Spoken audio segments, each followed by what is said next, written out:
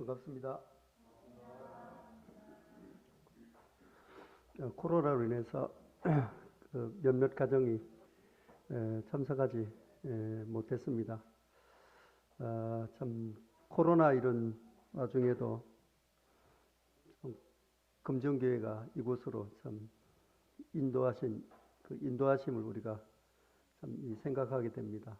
코로나 또 우크라이나 이 전쟁 이런 것들을 보면서 참 겉으로 드러나는 이런 부분도 있지만 참 말세가 가까워졌다는 주님의 음성이 이제 계속적으로 우리에게 이제 전해지고 있습니다.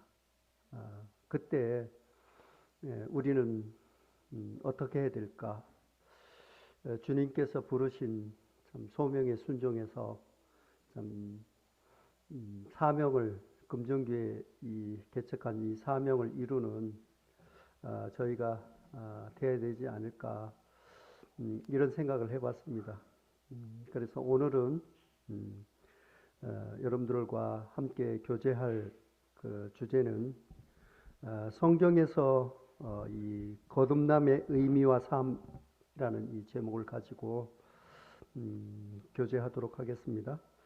로마서 6장 17절에서 18절까지 한번 보도록 하겠습니다.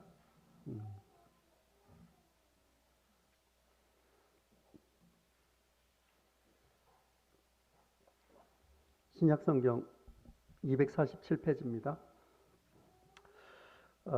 거듭남, 즉 구원에 대해서는 누구보다도 우리 모임 또 우리가 잘 알고 있다고 생각합니다.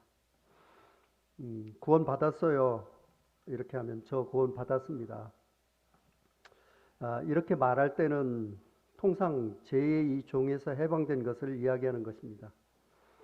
이것은 죄의 형벌로부터 구원 받은 것을 구원으로 이해하고 있는 것입니다. 이 성경 말씀은 구원을 뭐라고 말씀하고 계신지 제대로 알고 정확하게 구원에 대해서 참 정립할 필요가 있습니다. 우리들이 이 신앙생활을 바르게 하려고 한다면 구원은 죄의 형벌에서 벗어날 뿐만 아니라 죄의 세력에서 벗어나는 성화 과정이 있고 마지막에는 죄의 근원에서 해방되는 영화롭게 되는 그런 단계가 있는 것이 성경에서 구원이라고 말하고 있습니다. 단지 죄의 형벌을 벗어나는 것이 구원이라고 생각한다면 구원에 대해서 충분히 또 잘 이해하지 못하고 있는 것입니다. 예를 들어서 한 여인이 임신을 했다면 반드시 배가 불러오겠죠. 그리고 때가 차면 이 출산을 하게 될 것입니다. 임신은 했다고 하는데 배가 불러오지 않는다면 실제로 임신한 것이 아니죠. 그래서 오늘 거듭남의 의미와 거듭남 이후의 이 삶에 대해서 성경은 어떻게 이야기하고 있는지 살펴보자 합니다. 로마서 6장 17절에 보면 감사하리로다 너희가 본래 제2의 종이더니 너희에게 전하여 준 바 교훈의 본을 마음으로 순종하여 죄로부터 해방되어 의에게 종이 되었느니라. 그래서 여기서 보면 너희가 본래 제2 종이더니 이렇게 기록하고 있습니다. 맞죠? 그러나 이 말씀을 한 번도 깨닫지 못한 자는 뒤에 있는 구절은 해당이 없는 것입니다. 어떻게 하여? 교훈의 본을 마음으로 순종하여. 여기서 보면 머리가 아니고 마음으로 이렇게 돼 있죠. 지옥에 안 가려고 딸려오는 것이 아니라 마음으로 순종하는 것이다. 이렇게 얘기하고 있고, 죄로부터 해방되어 의에게 종이 되었느니라. 이것이 성경에서 말하는 구원입니다. 내가 내 인생의 이 주인이 되고 죄악이 뭔지도 모르고 세상이 주는 이 달콤함에 빠져 살다가 창조 세계, 또 이 선함의 이 세계가 있는 것을 발견하고 그리고 자신을 돌아보게 됩니다. 아담에게 유혹했던 그 유혹, 선악과를 먹으면 내가 하나님처럼 되는 거죠. 그 말은 내가 독립의 이 주체가 되고 내가 판단하는 자가 되고 내가 내 인생이 마음대로 꾸려갈 수 있는 그런 유혹입니다. 그 유혹에 빠진 결과 자기 인생의 주인으로 살았던 거죠. 이것은 아담이 독립한 것이 아니고 독립할 수 있다는 이야기에 속아서 사탄 밑으로 들어간 것입니다. 그 결과 죄를 짓게 되었습니다. 성경에서는 그 아비 마귀를 본받은 자라고 얘기하고 있고 우리의 아비는 마귀라고 그렇게 얘기하고 있고 또 이 죄의 본산인 마귀는 처음부터 살인한 자다. 너도 그 같은 죄를 행한다. 이렇게 이야기하고 있죠. 이것은 속은 것입니다. 아담이. 이것을 발견하고 사단에게서 하나님 밑으로 들어가는 것이 구원이죠. 그러니까 죄의 종에서 해방되는 것이 구원이 아니고 의의 종으로 가는 것이 구원입니다. 하나님의 이 종으로 옮긴 바 되는 것이 최종 목적지이죠. 아직도 내가 인생의 주인, 내가 논리 주인이 되면서 죄의 종에서 해방된 것이 구원이라고 생각하는 자는 속은 것입니다. 그 말은 하나님 밑으로 안 들어가겠다는 말과 같은 것입니다. 죄의 종에서 해방되었어요. 하나님 감사합니다. 저 독립시켰군요. 독립되었어요. 그리고 하나님한테는 안 가요. 하나님 밑으로는 갈 생각이 없어요. 계속 내 인생의 이 주인으로 살고자 하니까 그것은 속은 것입니다. 왜냐하면 인간에게는 중립지대가 없다고 합니다. 죄의 종이든지 의의 종이든지 둘 중에 하나입니다. 우리는 구원을 논할 때 무엇이 성경에서 말하는 구원이냐? 의의 종이 된다는 사실입니다. 예수님이 십자가에서 내 죄를 다 용서했다는 사실을 믿으니까 지옥 안 가니까 풀어지고 내 마음대로 살려고 하는 분이 있다면 어떤 사람이겠습니까? 죄의 종에서 해방된 것으로 끝나는 것이 아니라 하나님 밑으로 들어가 의의 종이 되는 것이 구원입니다. 성경의 말씀을 꼭 꽉 잡으시기 바랍니다. 그런데 이어지는 19절에 이 말씀 있습니다. 보도록 하겠습니다. 너희 육신이 연약함으로 내가 사람의 예대로 말하노니 전에 너희가 너희 지체를 부정과 불법에 내어줘 불법에 이른 것 같이 이제는 너희 지체를 의에게 종으로 내어줘 거룩함에 이르라. 19절에는 전과 이제로 구분합니다.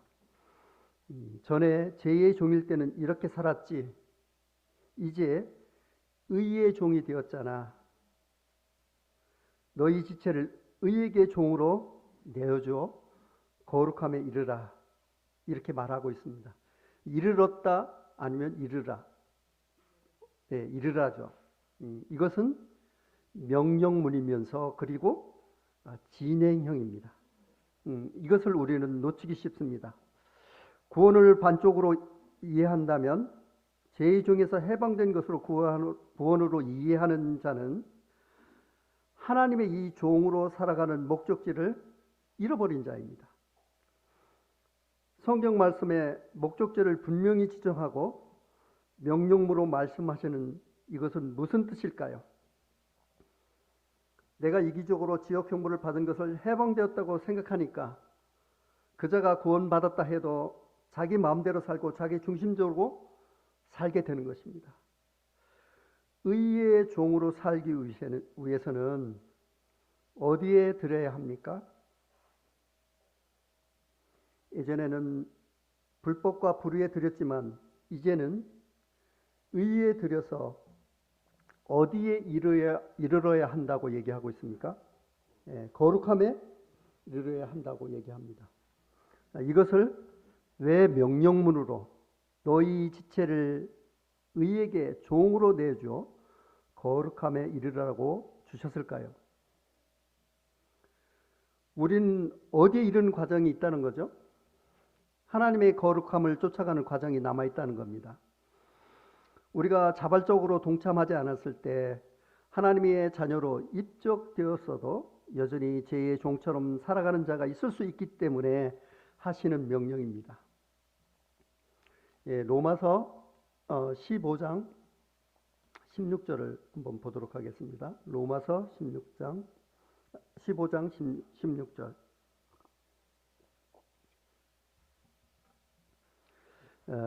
신약 260페이지입니다. 제가 한번 읽어보도록 하겠습니다. 이 은혜는 곧 나로 이방인을 위하여 그리스도 예수의 일꾼이 되어 하나님의 복음으로 제사장직을 하게 하사 이방인을 제물로 드리는 것이 성령 안에서 거룩하게 되어 받으실 만하게 하려 하심이라. 여기서 성령 안에서 거룩하게 되어 받으실 만하게 하려 하심이라 이렇게 이야기하고 있죠. 우리가 구원을 받았고 하나님께 바쳐진 것은 성령 안에서 거룩하게 되어 받음직한 상태로 되어가는 과정이라는 거예요. 우리가 거룩함이라는 말을 쓸 때 이것은 원래 하나님 외에는 쓸 수 없는 단어입니다. 거룩한 분 하면 하나님 밖에 없습니다. 그래서 이 거룩이라는 것은 영어로 우리가 얘기하면 홀리니스입니다. 그래서 이제 성령 이렇게 하면 홀리 스피리트 이렇게 얘기하고 성경 하면 홀리 바이블 이렇게 얘기하죠. 그래서 영어에서 홀리라는 이 단어가 한자에서 거룩할 성 이 자와 딱 일치합니다. 그런데 여기서 보면 로마서 15장 6장 19절에 보면 거룩함에 이르라 이렇게 얘기하죠. 할 때는 이 거룩함의 이 명사 홀리니스를 사용하면 됩니다. 그런데 여기 15장 16절에 보면 성령 안에서 거룩하게 되어 이렇게 이야기하고 있죠. 그래서 이제 거룩하게 되어 이것은 뭐죠? 명사입니까? 동사입니까? 동사이죠. 그래서 이제 홀이라는 이 단어는 명사만 있지 동사는 없습니다. 그래서 이제 이 홀리라는 그 뜻이 다른 뜻으로 어떤 뜻이냐면 영어로 sanctify라는 sanctify. 그래서 이제 이것은 신성하게 하다는 단어와 일치합니다. 그래서 이제 이 여기서 보면은 거룩하게 되어 이것은 영어로 하면 sanctify입니다. 그렇죠? 그러니까 성화는 명사잖아요. 그러니까 어떤 단어를 쓰냐면 sanctification이라는 단어를 사용하게 됩니다. 그래서 이 성경에서 성화라는 말이 나오지 않습니다. 그렇지만 거룩함에 이르다라가 성화와 같은 뜻이라는 것입니다. 그래서 우리가 칭이 이렇게 얘기하면 의롭다 칭함을 받는 것이죠. 거룩함에 이르라라는 것은 성화되어 가고 있다 하는 것을 이렇게 사용할 때 이 전혀 문제가 되지 않는다는 거죠. 그래서 이제 성화라는 단어는 성경에 나오지 않지만 이렇게 돼서 거룩하게 이르라 하는 것이 sanctification을 sanctify를 쓰고 그 명사가 성화이기 때문에 sanctification을 사용한다 하는 것을 말씀드립니다. 그래서 우리가 이 성화 이런 것들을 쓸 때 사실 삼위일체도 성경에 나오지 않지만 성경을 우리가 쭉 살펴봤을 때 삼위일체 개념이 나왔던 것처럼 이 성화라는 말이 성경에 나오진 않지만 지금 말씀드린 것 같이 이 거룩함에 이르라 이것이 뭐냐면 성화다 하는 거죠. 그런데 문제는 이 성화를 얘기할 때 인간에게 그런 단어를 쓸 수 있을까? 거리감이 드는 것이죠. 그것은 왜 그러냐면 성화가 내가 하는 것으로 생각하기 때문에 그렇습니다. 근데 이 16절에 보면 뭐라고 되어 있죠? 성령 안에서 거룩하게 되어. 그래서 여기서 보면 거룩하게 되는 원인이 어디에서 된다고 얘기했어요? 성령 안에서. 그러니까 성령 안에서만 되는 겁니다. 그죠? 그래서 내 노력으로 되는 것이 아니고 내 의지로 되는 것이 아니에요. 구원이라는 것은 죄의 종에서 의의 종으로 되는 것이라 정의하고 계시고 또 성령이 성도의 마음에 들어와 거주하시는 이유가 무엇인가 하는 것을 설명하고 계시는 그런 말씀이 있는데 그걸 한번 찾아보도록 하겠습니다. 뒤로 넘겨서 고린도 전서 6장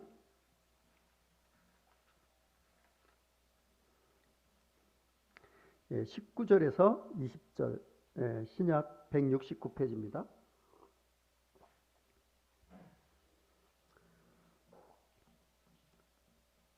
고린도전서 6장 19절에서 20절 보면 너희 몸은 너희가 하나님께로부터 받은 바 너희 가운데 계신 성령이 전인 줄 알지 못하느냐. 너희는 너희 자신의 것이 아니라 값으로 산 것이 되었으니 그런즉 너희 몸을 하나님께 영광을 돌리라. 이렇게 얘기하고 있죠. 구원받은 사람들이 이제 이 성령 안에 들어오시죠. 그렇죠? 이것은 우리가 너무 잘 알고 있습니다. 그래서 구원받은 성도의 마음 속에 왜 오십니까? 오셨다는 현상 말고 왜 오실까? 그냥 하늘에 계시지 않고 구원받은 각 사람 속에서 내주 하셔야 되는지 이 말씀을 통해서 우리가 살펴보면 19절 하반부에서부터 20절까지 보면 너희는 너희 자신의 것이 아니라 값으로 산 것이 되었으니 그런즉 너희 몸으로 하나님께 영광을 돌리라 이렇게 얘기하고 있죠. 그래서 이제 여기서 보면 구원받은 몸 속에 성령이 와서 거하신다 하고 이 뒤에 왜 이 말을 덧붙였을까요? 성령이 왜 우리 몸에 계신 것입니까? 너희를 값주고 샀기 때문에 이제는 너희 것이 아니라고 하잖아요. 그래서 이 성령이 왜 들어오시냐면 값주고 샀기 때문에 그렇다 얘기하고 있는 거예요. 예를 들어서 어떤 무주택자가 아주 이렇게 어렵게 살다가 겨우겨우 아파트를 하나 샀습니다. 그러면 아파트에 살던 사람에게 내가 이 등기를 내 명으로 바꿔놓은 것으로 충분하니까 당신이 그냥 사시오. 이럴 사람이 있을까요? 달려라. 없겠죠. 그래서 새 집을 떠나서 어떻게 돼요? 내가 새로 산 아파트로 들어갈 것입니다. 이 하나님께서 구원받은 성도 안에 거주하는 이유는 내 몸, 내 생명을 내가 값주고 샀다. 이제 내 거야. 성령이 들어가서 사시는 것이 어떻게 해요? 합당하고 성령님이 오시는 이유입니다. 구원받은 성도는 내 인생이 내 거라고 생각하는 것은 대단히 큰 착각입니다. 내 인생의 이 목적이 바뀐 것이죠. 종전에는 내 소욕에 따라서 내 인생의 목적을 따라 내가 계획을 세우고 어떻게 하면 더 많은 소득을 얻을까? 집을 더 넓은 곳으로 옮겨갈까? 내 자녀들은 어떻게 하면 좋은 교육을 시킬까? 이런 잡다한 목적이 나를 이끌어왔다면 구원받은 이후에는 나의 주인이 바뀌어버린 것입니다. 누구로? 성령님으로. 내 인생은 성령이 주관하고 끌고 가는 것입니다. 성령이 구원받은 성도 속에 거주하고 사시면 그 집이 어떻게 될까요? 집은 집의 주인에 따라서 바꿔집니다. 사람이 새 아파트를 분양받아도 인테리어가 마음에 안 들면 어떻게 돼요? 싹 다 자기가 원하는 대로 싹 바꿔버리지 않습니까? 주인의 성향에 따라서 바뀌게 되어 있습니다. 성령님이 우리 속에 들어와서 주인 노릇 하면 어떻게 바뀐다? 하나님의 이 성품을 따라 바뀌게 되는 거죠. 이것이 성령 안에서 거룩게 되는 비밀인 것입니다. 구원받은 자에게 성령이 오시는 이유는 뭡니까? 안 오시면 안 바뀌니까. 하나님의 이 성품을 닮아가는 과정은 주체가 내가 아니라 성령이 하시는 것입니다. 데살로니가 전서 말씀을 한번 보도록 하겠습니다. 신약 332페이지. 신약 332페이지.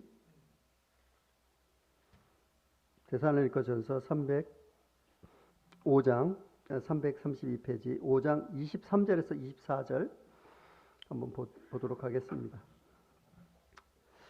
평강의 하나님이 친히 너희를 온전히 거룩하게 하시고 또 너희 온 영과 혼과 몸이 우리 주 예수 그리스도께서 강림하실 때 흠없게 보존되길 원하노라.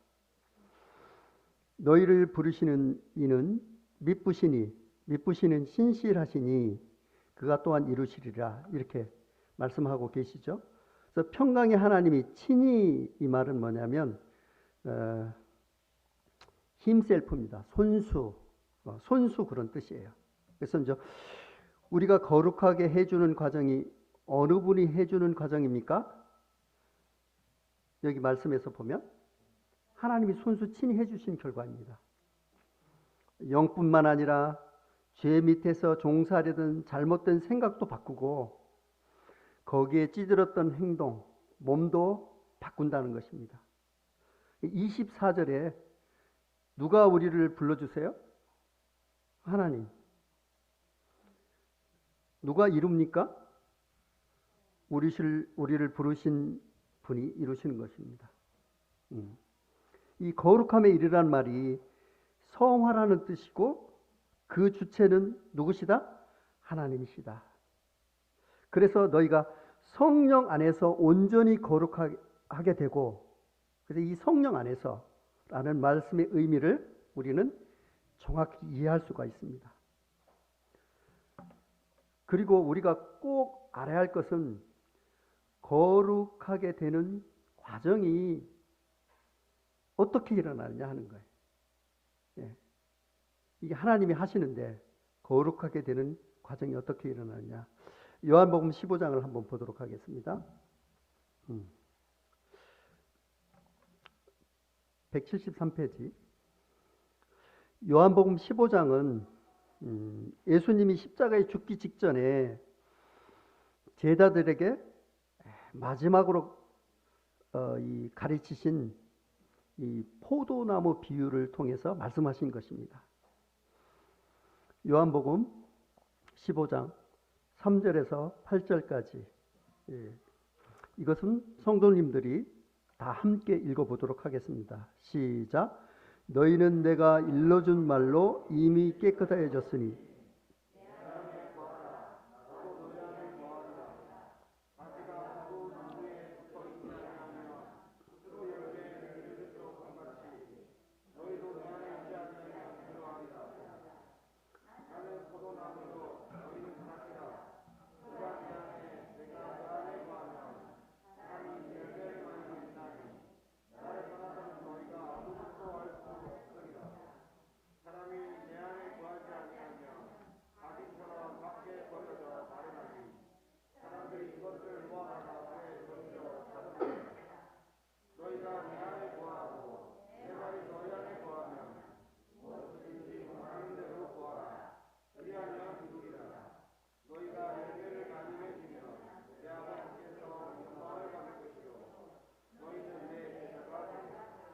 예, 감사합니다. 3절에 보면 너희는 내가 일러준 말로 이미 깨끗해졌으니 이렇게 얘기했습니다. 말씀으로 이미 깨끗함을 받은 자가 누구입니까? 예, 구원받은 자입니다. 예. 이 말씀은 구원받은 자에게 주시는 말씀이라는 것을 우리가 알 수가 있죠. 4절에 보면 내 안에 거하라 나도 너희 안에 거하리라 이렇게 얘기하고 있죠. 그래서 내 안에 거하라 이것은 명령문입니다. 내 안에 거하라 나도 너희 안에 거하리라. 이 말씀에서 이 성화를 어떤 과정을 통해서 이끌어가는지 가장 분명하게 드러나는 말씀입니다. 죄의 종에서 해방된 것이 구원이 아니고 죄의 종에서 해방되어 의의 종이 되는 것이 구원의 의미다 말씀드렸습니다. 의의 종이 되어가는 과정, 즉 성령 안에서 너희가 거룩하게 되는 과정, 너희가 거룩함을 온전히 이루는 그 명령을 쫓아가는 과정이 어떻게 일어나느냐? 이것은 단회적이 아니고 이루어 가라고 되어 있고 진행형입니다. 그런데 우리가 확실하게 하고 넘어갈 것이 있습니다. 이 성화 과정은 내가 노력해서 되는 것이 아니라 성령님께서 하시는 것이고 우리를 부르시는 이가 우리를 바꿔가는 과정이다. 성령에서 분명히 선포되고 있습니다. 그런데 여기서 말씀을 잘못 해석해서 하나님이 다 하신다며 그럼 나는 할 일이 없네. 알아서 하시겠지. 이렇게 생각할 수도 있습니다. 이렇게 생각한다면 그것은 이 방종인 것입니다. 여기서 보면 내가 너희 안에 거하라. 이것이 먼저입니다. 이것은 뭐냐면 조건인 것이죠. 조건. 그러니까 너희가 내 안에 거하라. 이 명령을 지켜라. 그러면 나도 너희 안에 거하리라. 우리의 이 순종이 선행되는 것입니다.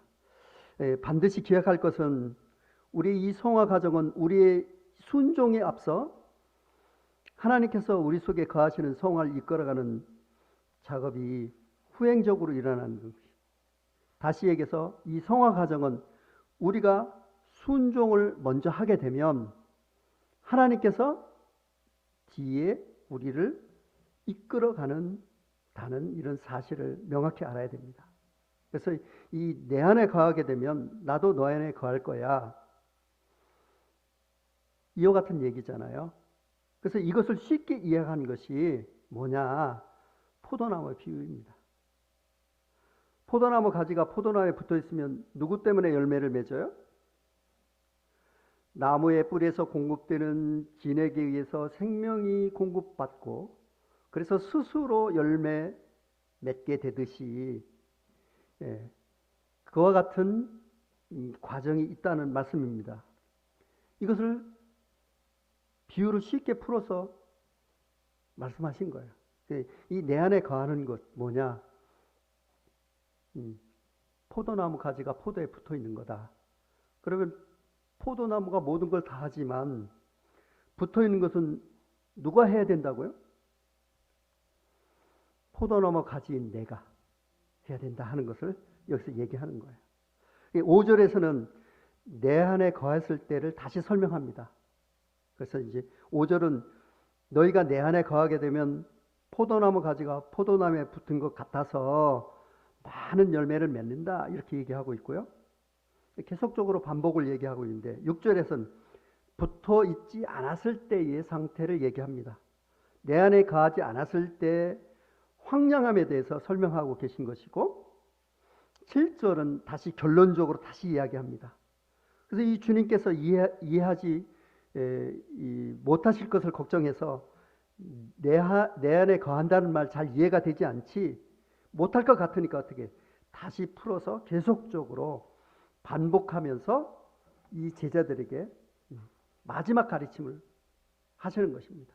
이것은 십자가의 죽음을 앞두고 제자에게 하는 마지막 메시지입니다. 그래서 이 4절에서 7절까지 이 과정은 내가 먼저 할게 너희는 나를 따라오라고 했습니까? 너희가 먼저 하면 내가 한다고 했습니까?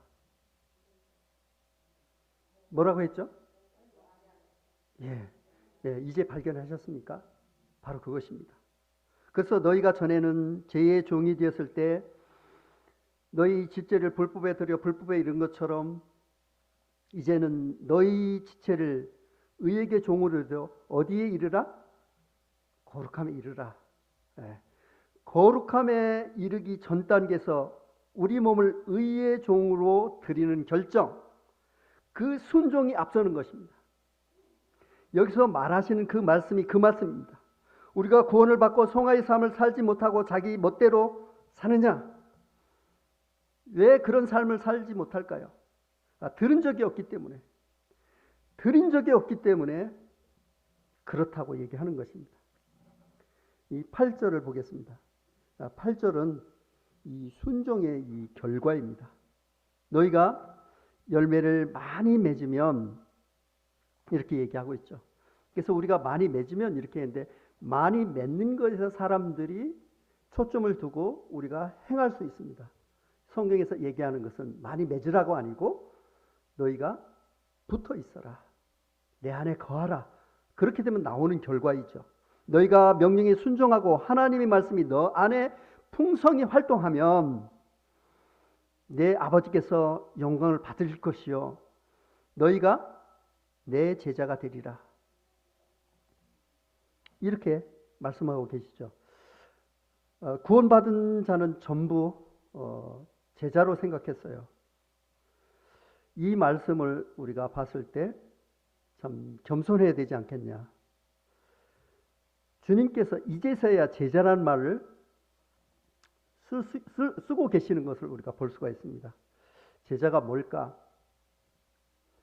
제자가 뭡니까? 스승의 가르침을 쫓아가는 자가 제자입니다. 스승의 가르침이 있어요. 그러나 쫓아가지 않아요. 그러면 제자입니까? 아닙니까? 예수님이 12 제자를 부르실 때 뭐라고 부르셨습니까? 나를 따르라. 이렇게 부르실 때 제자들이 생업을 포기하고 예수님을 쫓았죠. 베드로가 이렇게 고백합니다. 우리가 모든 것을 버리고 주를 쫓았나이다. 그렇죠. 제자는 선생님의 이 가르침을 쫓아가는 자가 제자입니다. 왜 이때서야 제자가 된다고 표현했을까? 안 쫓아가면 그것은 제자가 아니죠. 머리로만 이해하고 던져버린 자입니다. 이제야 제자라는 것이 이제야 제자가 되는 것에 대해서 말씀하시고 제자가 되는 것이 그것이 하나님께 영광이 된다고 이렇게 설명하고 있어요. 그렇다면 이 4절에서 너희 안에 거하라고 명령을 주셨죠. 이 말씀이 뭐를 의미하는지 정확히 우리가 알아야 우리는 참 가르침을 받을 수가 있습니다. 이 거하라 이 뜻은 무슨 뜻이냐면 거주하다 이런 뜻입니다. 거주하다라는 것이 뭐예요? 한 번 머무는 것이 아니라 자기 거처를 두고 지속적으로 머무는 것을 거주로 하는 것입니다. 그래서 우리도 거주자, 거주지라는 표현을 사용하죠. 여러분 거주지가 어디예요? 하면 집 주소를 쓰잖아요. 그러면 거하다는 말이 뭐냐면 거기에 너희 집을 두고 살다는 뜻입니다. 그것이 무슨 뜻일까 생각해 봤습니다. 예수님이 계세요. 내가 인생을 살아가는데 주소지가 예수님 아니라고 가정을 한다면 얼마 만에 들어갔다 나갔다 할까요? 얼마 만에? 한 달 만에? 일주일 만에? 아니죠. 매일 들락날락하죠. 아침에 나갔다도 저녁에 잠잘 때는 반드시 집에 돌아서 잠잡니다. 그것이 집입니다. 주소가 주어졌다는 것이 그런 뜻입니다. 그것이 예수님 안에 거하는 것이라면 예수님의 이 생각하고 있는 예수님과 대화하고 예수님의 이 말씀하시는 명령이 무엇인지 확인하는 과정이 필요하겠죠. 그런데 주일에만 나와서 한다면 그런 사람은 주소지를 둔 사람이 아니겠죠. 아니죠. 집주인과 대화하는 거예요. 나는 뭘로 사는 거예요? 주인의 종으로. 주인은 성령님을 모시고 나는 말씀 밑에 주인 날이 나는 오늘 이렇게 살았습니다. 어느 부분은 잘 되고 어느 부분은 잘못됐습니다. 이 부분에 대해서 가르침도 주시고 또 제가 살다 보니까 너무 힘들어서 못하겠습니다. 도와도 주시고 은혜도 베풀어 주시고 이렇게 모든 대화를 하는 거예요. 내 집에 예수님을 모시고 그렇게 하는 것이 주소를 두고 거주하는 것입니다. 그러면 7절을 우리가 다시 보도록 하겠습니다. 너희가 내 안에 거하라 이렇게 내 안에 거하라 이렇게 얘기하는데 내 안에 거하라는 말을 다른 말로 하면 뭐라고요? 내 말이 너희 안에 거하는 것이다 하는 거야. 그러니까 내 안에 거하는 것이 곧 여기서 내 말이 너희 안에 거하는 것이다 이 말입니다. 그래서 지금 내가 예수님 안에 거한다는 의미는 예수님의 이 말씀이 내 안에 있다는 말입니다. 왜 그럴까요?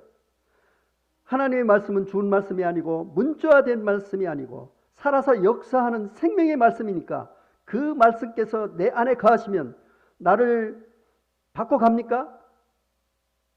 반드시 바꿔가십니다.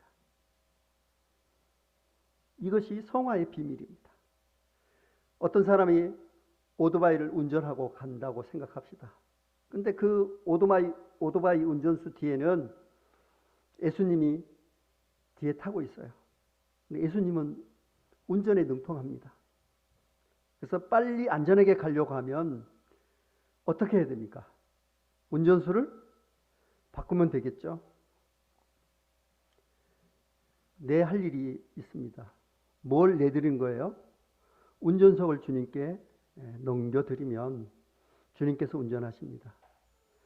이것을 성경에서는 뭐라고 이야기하냐면 하나님의 말씀, 하나님의 영으로 인도받는 삶이라고 얘기합니다. 이것이 없다면 무엇이냐는 것입니다. 그런 것이 나는 없어요. 그러나 구원은 알아요. 그러나 하나님의 인도, 하나님의 말씀 인도, 성령의 지도하심 내 속에 역사하는 과정은 경험한 적이 없어요 라고 이야기하는 것이 가능할까요? 말씀이 옳고 말씀이 맞아요. 그런데 그 말씀이 살아서 역사하는 단계가 아니라 내가 그 말씀을 붙잡고 있는 단계라면 어떤 현상이 일어날까요? 말씀이 이해될 때는 문제가 없어요. 그러나 그 말씀과 상황이 이해가 안 될 때가 있어요. 그러면 어떤 판단 기준이 될까요? 어떤 것이 판단 기준이 될까요? 내가 판단 기준이 됩니다. 이것 이해가 안 되고 이상하다. 저것은 틀렸고 하나님을 주인으로 모신 적이 없으니까. 문제가 생기면 말씀을 의심하는 단계로 들어갑니다. 상황이 이상하면 이상하다 자기 이야기를 막 하기 시작합니다. 이런 현상이 나타나는데 이것에 대한 말씀이 출애굽기에 기록되어 있습니다. 출애굽기 17장 2절을 한번 보도록 하겠습니다. 출애굽기 17장 2절, 구약 107페이지입니다. 이 말씀은 이스라엘 백성이 출애굽한 후에 먹을 물이 없어가지고 생사가 왔다 갔다 하는 이런 상태입니다. 그래서 이제 이 백성이 모세와 다툽니다. 그 하나님이 모세에게 이제 반석을 지팡이로 쳐서 물을 내서 이 백성에게 이제 공급하는 이 사건입니다. 2절에 보면 백성이 모세에 다투어 이르되 우리에게 물을 주어 마시게 하라. 모세가 그들에게 이르되 너희가 어찌하여 나와 다투냐? 너희가 어찌하여 여호와를 시험하냐? 이렇게 얘기하고 있죠. 겉으로 드러난 것은 이스라엘 백성들이 지도인 모세와 다툰 것입니다. 이것은 내가 정말 하나님을 인도함을 받고 있고 우리를 이끌어가는 것이 맞다면 왜 이런 일이 일어나냐? 우리가 왜 물이 없어서 죽을 지경이 되느냐? 너 제대로 인도하고 있는 거야? 이렇게 다툰 것입니다. 그런데 그 본질이 뭐냐면 너희가 어찌하여 여호와를 시험하느냐? 이렇게 말하고 있습니다. 이 말이 무슨 뜻일까요? 이런 상황이 왔다는 것은 모세 말씀을 주신 하나님이 진짜 살아계신 신이야? 아니야? 우리를 인도할 능력이 있어? 살릴 능력이 있어?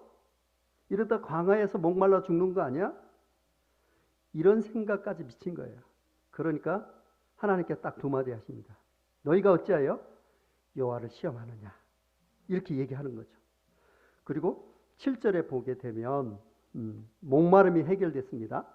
17장 7절에 보면 그가 그곳 이름을 마사 또는 무리바라 불렀으니 이는 이스라엘 자손이 다 썼으며 또는 그들이 여호와를 시험하여 이르기를 여호와께서 우리 중에 계신가 안 계신가 하였습니다. 여기서 이제 보면 마사는 뭐냐면 시험하다 그런 뜻이에요. 무리바는 다투다 그런 뜻입니다. 2절에서 보면 어떻게 기록되어 있냐면 어찌하여 나와 다투냐? 그 다음에 너희가 어찌하여 여호와를 시험하냐? 이렇게 물었죠. 근데 여기서 이제 이 지명을 마사와 무리바로 이 정하는 단계에서는 뭐가 앞섭니까? 무리바가 앞서지 않고 마사가 앞서지 않습니까? 이것이 뭐 그렇게 중요하냐 순서가 이렇게 생각할 수 있지만 이 본질이 뭐냐 하는 것을 알고자 한다면 이 순서가 중요합니다. 이 마사가 먼저인 것입니다. 마사가 뭐예요? 시험하는 것. 이 백성들이 마음에 모세와 싸운 것은 하나님의 이 존재와 인도함에 대해서 이 의심이 먼저 들었던 것이죠. 그래서 여기 보면 여호와를 시험하여 이르기를 여호와께서 우리 중에 계신가 안 계신가 하였더라. 이렇게 얘기하고 있는 거죠. 하나님이 우리를 인도하신다고 하시는데 하나님이 살아계신 거 맞아? 하나님이 없는 거 아니야? 하나님이 살아계신다는 이 수많은 백성 당장 먹을 물이 없어서 곧 죽을 지경까지 가냐? 생명의 하나님이시라면 진작 주셔야지 라는 생각이 백성들 마음속에 있었던 것입니다. 지금 우리에게도 동일하게 적용되는 말씀입니다. 우리가 하나님께 의탁하지 않는 근본적인 이유입니다. 이들은 모세를 통해서 이제 이와 같은 일들이 일어나는 것은 왜 그랬는가 하는 것을 조금만 더 살펴보도록 하겠습니다. 당시 이 출애굽한 백성들이 왜 이런 의심을 했겠는가 하는 거예요. 이들은 모세를 통해서 말씀을 직접 들어요, 간접적으로 들어요? 간접적으로 전해 듣는 거잖아요. 그래서 이제 이 상황이 이상해지면 상황이 이상하거나 지도자가 인도하는 이 난관에 부딪히게 되면 지도자가 싸우게 되는데 그 마음속에 하나님을 의심하는 것입니다. 그렇다면 우리 신약 시대에는 어떻게 했을까 우리가 생각을 해볼 필요가 있죠. 그래서 여기 보면 우리가 보통 생각할 때 홍해를 가는 기적을 경험한 이스라엘 백성들이 이 정도인데 우리가 그 신앙을 따라가겠는가? 이렇게 생각하시면 매우 잘못된 생각입니다. 신약 시대는 구약 시대와 완전히 다릅니다. 뭐가 바뀌었냐면 하나님의 영이 어떻게 돼요? 내 속에 계신다고요. 구약 시대는 그런 적이 없습니다. 하나님의 그 영이 우리 속에 들어오는 전제 조건은 뭐냐면 말씀인 하나님이 성육신해서 우리의 같은 몸으로 오신 예수님께서 십자가에 돌아가시고 부활하셔서 어떻게 돼? 하늘에 올라가셔 바톤 터치. 그래서 보혜사 성령을 우리에게 주시는 것입니다. 아까 설명했던 것 같이. 그전 구약시대는 그런 성령이 없습니다. 말씀하시는 성령, 인도하시는 성령은 있었지만 신구약 차이가 이것은 참으로 하늘과 땅 차이입니다. 우리는 상상할 수 없는 은혜 속에 사는 것입니다. 신약시대에 우리가 살아가는 이 말씀을 경험하지 못하는 자가 어떤 패턴을 갖느냐 그러면 출애굽했었던 당시에 이 백성과 똑같은 형태를 취하게 되는 거죠. 그래서 그러니까 내 판단이 앞서는 거예요. 이 지경이 되기까지 우리를 놔뒀냐 판단하죠. 그것의 근원을 생각해 보면 하나님이 계신 거야 아니 계신 거야. 그리고 하나님이 우리를 인도할 만한 능력이 있는 거야 없는 거야. 이렇게 얘기하는 것입니다. 그러면 우리가 모세와 같이 하나님을 이렇게 접할 수 있는데 우리가 안 한다면 실제로 이 보물을 사용하지 않는 것과 같은 거 아니겠어요? 하나님과 이 친밀한 관계에서 직접 말씀을 받은 모세는 너희가 어찌하여 여호와를 시험하느냐 백성을 질책하죠. 왜 그런 차이가 났을까요? 모세가 당시 지금 신약시대 구원받은 우리와 같이 하나님과 대면하여 이야기했던 분이라고 합니다. 그러니까 모세는 너희가 내 안에 거하라.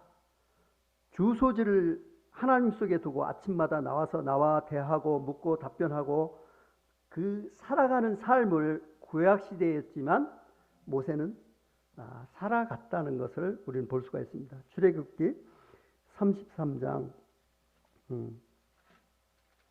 7절에서부터 11절까지 한번 보도록 하겠습니다. 출애굽기 33장 7절에서 11절 구약 132페이지입니다.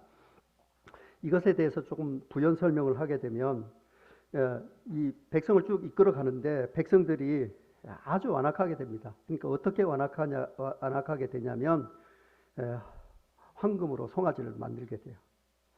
그래서 이 하나님께서 아주 대노를 하시게 됩니다. 그래서 이들을 내가 싹 멸절하리라. 그리고 모세 내 자녀로부터 시작하리라. 이렇게 말씀하신 적이 있습니다. 그래서 하나님께서 그 황금 송아지를 불로 태워서 그 재를 물에 넣어가지고 그 물을 백성들이 다 먹게 하고 그 3,000명이 다 죽게 됩니다. 이렇게 하나님께서 이 백성들을 다 죽이려고 했을 때 모세는 하나님께 이렇게 말씀하십니다. 큰일 날 말씀하지 마시옵소서. 그렇게 되면 밖에서 보는 이방 백성들이 여호와라는 신을 어떻게 생각하시겠습니까? 애굽에서는 끌어낼 수 있었지만 이 광야에서는 인도할 능력이 없어서 다 멸했다고 소문나지 않겠습니까? 하나님 영광에 누가 됩니다. 그렇게 하지 마옵소서 하고 중보 기도를 드린 거예요. 그 후에 모세가 이런 일을 행한 거예요. 그러니까 하나님께서 진노하기 어려우니까 진중 가운데 있던 회막, 성막을 어떻게 되냐면 진중에서 멀리 모시게 됩니다. 왜냐하면 하나님께 진노가 오실까 봐. 그리고 모세는 날마다 해막에서 하나님 말씀을 듣고 와서 백성에게 전합니다. 이 중에 특이한 사람 모세를 이어 인도가 될 여호수아는 아주 해막에서 살아요. 해막에서 나오질 않아요. 하나님께서는 그것을 상당히 예쁘게 보신 것 같습니다. 그러나 이 모세는 백성이 전할 말씀이 있으니까 해막에서 나와서 전달하고 다시 여호와께 와서 묻고 이와 같은 이 과정이죠. 그래서 이것은 우리 이 신앙의 패턴을 잘 보여주고 있습니다. 자, 7절에 한번 보도록 하겠습니다. 모세가 항상 장막을 취하여 진 밖에 쳐서 진과 멀리 떠나가게 하고 해막으로 이름하니 여호와를 앙모하는 자는 다 진 바깥 해막으로 나가며 모세가 해막으로 나아갈 때는 백성이 다 일어나 자기 장막문에 서서 모세가 해막에 들어갈 때까지 바라보며 모세가 해막에 들어갈 때 구름 기둥이 내려 해막문에 서며 여호와께서 모세에게 말씀하시니 모든 백성이 해막문에 구름 기둥이 서 있는 것을 보고 다 일어나 각기 장막문에 서서 예배하며 11절에 사람이 자기 친구와 이야기한 것과 같이 여호와께서 모세와 대면하여 말씀하시며 모세는 진으로 돌아오나 눈의 아들 젊은 수종자 여호와서는 해막을 떠나지 아니하리라. 이렇게 얘기하고 있죠. 이 모습이 뭐냐면 아침마다 저녁마다 하나님께 묻는 모세입니다. 그것을 뭐라고 그래요? 모세는 하나님과 친구처럼 대면했다. 이렇게 얘기하고 있죠. 그래서 다시 이제 이 15장 요한복음 15장으로 돌아가 보도록 하겠습니다. 15장. 오늘 우리에게 주시는 교훈이 무엇인가 하는 거죠. 요한복음 15장 이제 이 8절에 보면